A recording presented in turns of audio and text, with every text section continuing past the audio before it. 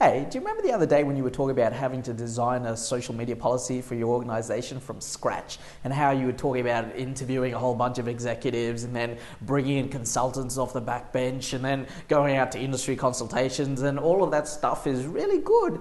But I have a very simple idea for you that'll get you to where you want to go much quicker. Have you got a minute?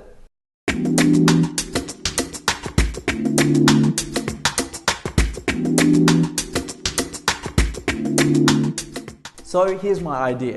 Organizations around the world, if they don't truly understand social media, what they do is they want to slap a policy and procedures on basic human communications. Now, the reason why they do that is pure fear. What happens if someone says someone does something wrong or whatnot? And that's a very valid concern. But how do you manage that in an organization is not a social media policy. You've actually got a risk management situation going on there, and you should be working with your communications people to mitigate all those risks. Like, what is the worst thing that could happen if someone tweets something inappropriate, or an employee handles a customer or a supplier wrong on social media? These are all risk management policies that you need to have in place as part of your communication strategy. What you actually want to do instead of a social media policy is have social media guidelines, and that should be very high level philosophical stuff.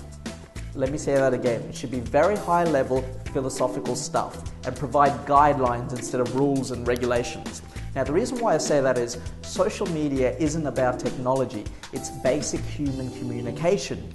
And you're a very different person to me, and we communicate in entirely different ways, right? Now imagine an entire organization full of people, each individual's communicating randomly and having all sorts of theories on what's right and what's wrong, right? You're never going to be able to influence them and stick to them, to make them stick to some rules and regulations.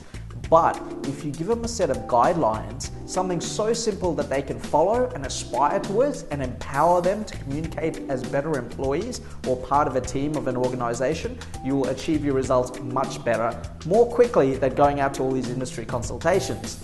Now, a great example of this happened in Australia for Australia's largest communications organisation, Telstra. They came up with the 3 R's of social media, and they ingrained it into everyone that they met in their team and their suppliers and their contractors. Now, the details of this are below in this video. Check out the 3 R's of social media policy, or social media guidelines rather, from Telstra, and it will give you a great idea and great foundation to design your own policies or guidelines or whatever in your organization. And remember, you're not trying to reinvent the wheel here, you're just trying to point the car in the right direction, because that baby's gone out the door.